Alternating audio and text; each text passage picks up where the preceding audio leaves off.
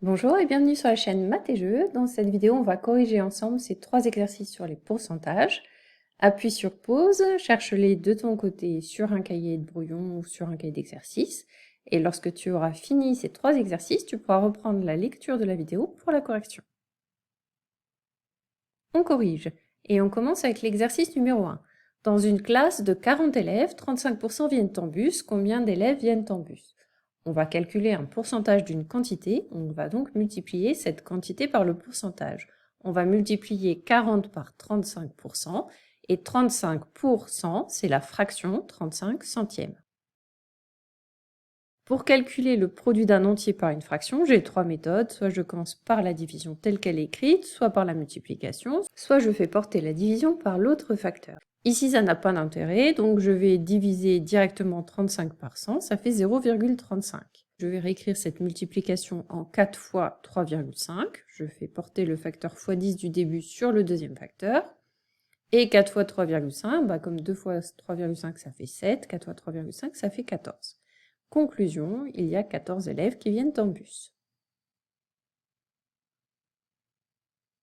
Exercice numéro 2. Une médiathèque compte 1200 inscrits ou inscrites. 62,5% sont mineurs. Combien sont mineurs? À nouveau, je vais calculer le pourcentage d'une quantité. Je vais multiplier 1200 par 62,5%, donc 1200 par 62,5 centièmes.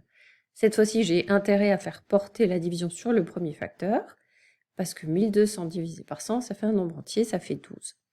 Et enfin, 12 fois 62,5, ça fait 750. Conclusion, 750 parmi tous ceux qui sont inscrits à la médiathèque sont mineurs. Et enfin, troisième et dernier exercice, un collège compte 600 élèves, 30% sont en troisième. Parmi les élèves de troisième, 40% ont choisi l'option latin. On commence par la première question. Combien d'élèves sont en troisième? Pour répondre à cette question, je vais calculer 30% de 600, donc je vais multiplier 600 par 30%. Je peux faire porter la division sur le premier facteur, ça me donne 6 fois 30, et 3 fois 6, 18, donc c'est égal à 180. Conclusion, il y a 180 élèves de troisième. Deuxième question, combien d'élèves font du latin? Ça veut dire que je vais calculer 40% de l'effectif des élèves de troisième.